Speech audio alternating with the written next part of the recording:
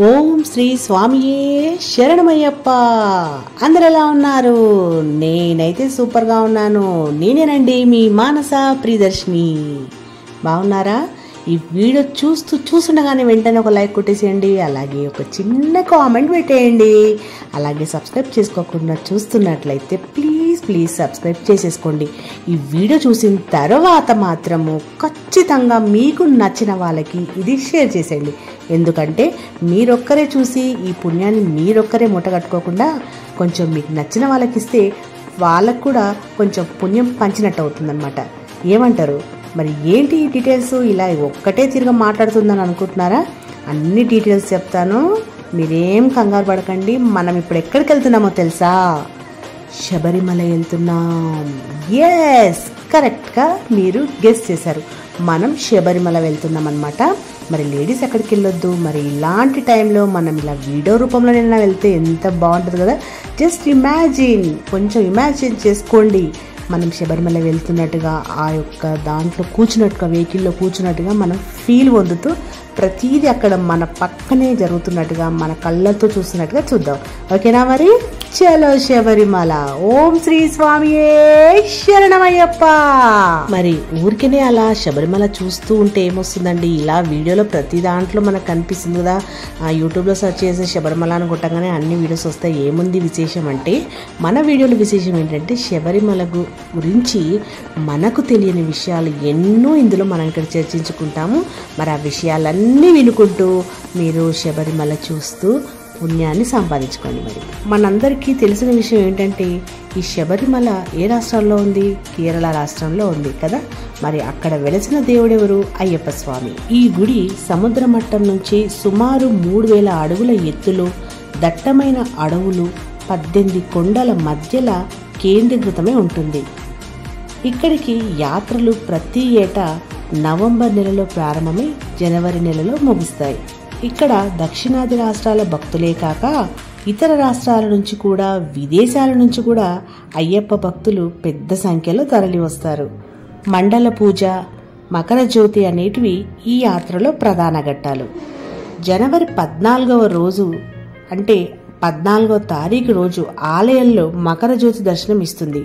మిగతా అన్ని రోజుల్లోనూ గుడిని మూసే ఉంచుతారు. మనలో చాలా మందికి తెలియని ఒక విషయం తెలుసా? శబరిమల దేవాలయంలో పూజలు జరిపించడానికి మేల్ శాంతిని అంటే పూజారులను ప్రతి సంవత్సరము లాటరీ ద్వారానే ఎన్నుకుంటారు.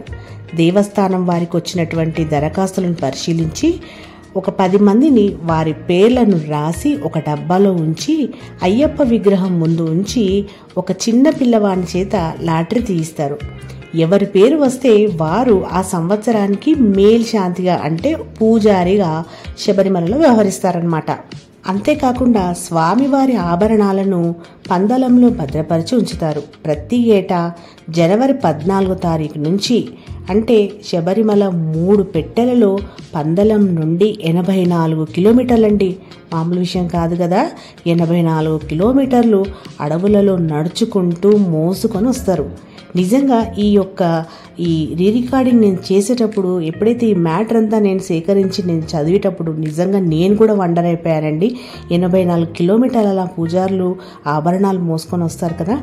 ఈ ఆభరణాలు తేవడానికి పందలంలో భాస్కరన్ పిల్లే వారి కుటుంబం ఉందన్నమాట.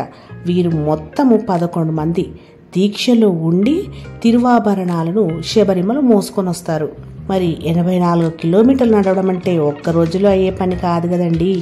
వీరు జనవరి 12 మధ్యాహ్నం పందలంలో నుంచి బయలుదేరి మధ్యలో 2 రాత్రులు విశ్రాంతి తీసుకొని 14వ తారీఖున సాయంత్రం 6 గంటలకు శబరిమల సన్నిధానం చేరుతారు. ఆభరణాల వెంట పందలరాజు వంశస్థులలో పెద్దవాడు కత్తి పట్టుకొని నీలిమల వరకు వచ్చి అక్కడ విశ్రమిస్తాడు. తిరు ఆభరణాలు స్వామివారికి అలంకరించి కర్పూరహారతి గుళ్ళో ఇవ్వగానే తూర్పు దిక్కు పొన్నంబలమేడ నుండి భక్తులకు జ్యోతి దర్శనం అవుతుంది.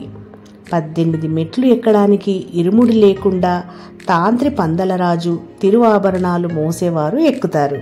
మరలా జనవరి 20వ తారీఖు నాడు పందలరాజు వెంటరాగా తిరువాభరణాల 3 పెట్టెలను తిరిగి పందలం తీసుకెళ్లి భద్రపరుస్తారన్నమాట. కేరళలోనే ఉన్నటువంటి ఆలయం దేశవ్యాప్తంగా భక్తులు కలిగిన ఆలయం అన్నమాట. దీక్ష వహించిన అయ్యప్ప భక్తులు ఏటా నవంబర్ నుండి జనవరి వరకు ఇక్కడికి వచ్చి తమ దీక్షను విరమిస్తుంటారు. ఈ సమయంలో ఈ ఆలయానికి 75 కోట్ల రూపాయలు వస్తాయి. ఇక్కడ ఆలయంలో తయారు చేసే ప్రసాదం అమ్మకం ద్వారా ఏటా 30 కోట్ల రూపాయలు వస్తుంది. ఈ ఆలయ వార్షిక ఆదాయము ఒక 100 కోట్ల వరకు కూడా ఉంటుంది. ఈ ఆలయ ఆస్తులను 30 కోట్ల రూపాయలకు బీమా చేశారు. ఈ బీమాలో ఆలయ పైకప్పును వేసిన బంగారపు పూతకు, ప్రాంగణంలో భవనాలకు, స్వామివారి నగలకు, పనిచేసే ఉద్యోగులకు, భక్తులకు వర్తిస్తుంది. ఇందుకొరకు దేవస్థానం 14,75,000 రూపాయలను ప్రీమియంగా చెల్లిస్తుంది. హరిహరసుతుడని, మణికంఠుడని పిలిచేటువంటి అయ్యప్పను అయ్య అంటే విష్ణువు, అప్ప అంటే శివుడు అనే పేర్ల సంగమంతో అయ్యప్ప నామం పుట్టింది. మహిషి అనే రాక్షసిని చంపి అయ్యప్ప శబరిమలలో వెలిశాడు. పూర్వం శబరిమల వెళ్ళడానికి ఎరువేలి మార్గం అనే ఒకే ఒక దారి ఉండేది. నెలసరి పూజలకు, ప్రత్యేక పూజలకు ఆలయ సిబ్బంది, తాంత్రి, మేల్శాంతి అంటే పూజారులు ఈ మార్గంలోనే వెళ్ళి వచ్చేవారన్నమాట. పూర్తిగా అటవీ ప్రాంతం కావడంతో శబరిమల యాత్రకి బృందాలుగా వెళ్ళడం అప్పటి నుండి కూడా ఆనవాయితీగా వస్తుంది. సుమారు 200 సంవత్సరాల క్రితం అంటే 1819లో 70 మంది శబరిమల యాత్ర చేశారని, ఆ సంవత్సర ఆదాయం 7 రూపాయలని పందలరాజు వంశీయుల రికార్డులలో ఉందన్నమాట.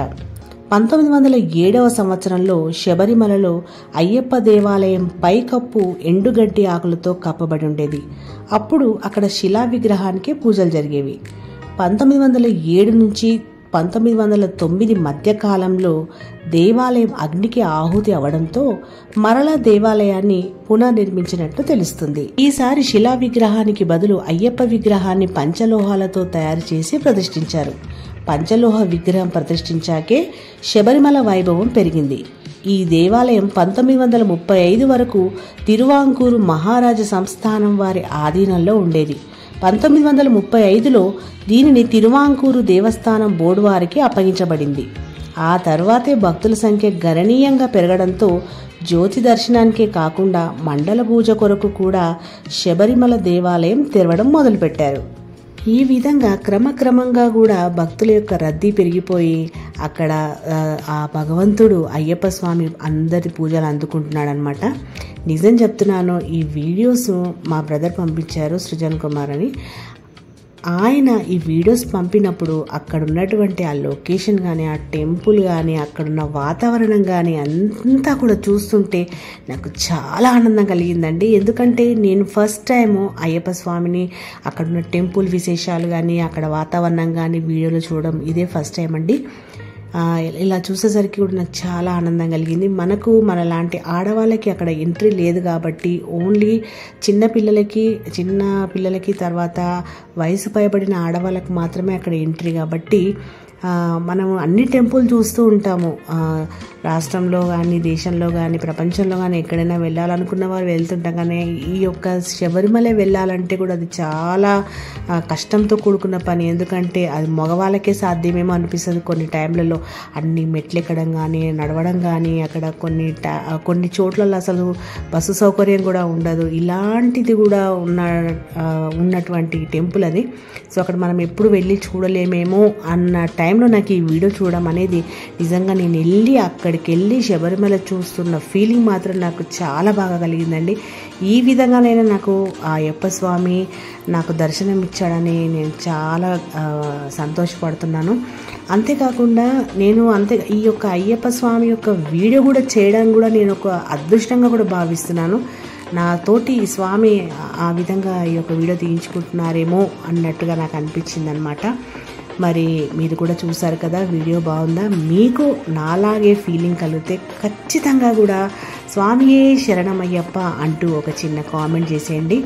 ఆ యొక్క స్వామి యొక్క కృపకు పాత్రులుగా అండి. ఓకేనా? మరి వీడియో ఎలా ఉంది? నచ్చితే ఒక చిన్న లైక్, షేర్, కామెంట్ ఖచ్చితంగా చేసుకోండి. ఇంకా సబ్స్క్రైబ్ చేసుకోకుండా చూస్తున్నారు, so please subscribe to our channel. ఇలా ఎన్నో రకరకాల విషయాలు, కొత్త కొత్త వీడియోలతో మీ ముందుంటుంది మీ మానస ప్రియదర్శిని. ఓకేనా? టిల్ దెన్ మరి ఇక ఉండనా? ఓం శ్రీ స్వామియే అనండి. శరణమయ్యప్ప.